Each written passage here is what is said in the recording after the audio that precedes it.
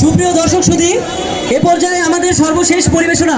তার আগে যে কথাটি না বললেই নয়, আমরা এখানে বৈষম্য বিরোধী ছাত্র আন্দোলন ঠাকুরগাঁয়ের পক্ষ থেকে শুধুমাত্র সাধারণ শিক্ষার্থীরা এসেছিলাম।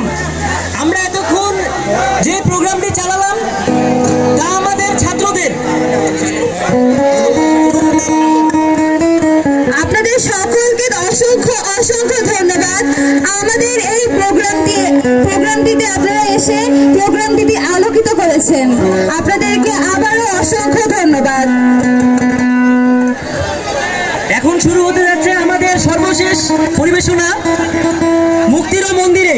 আমরা সকলে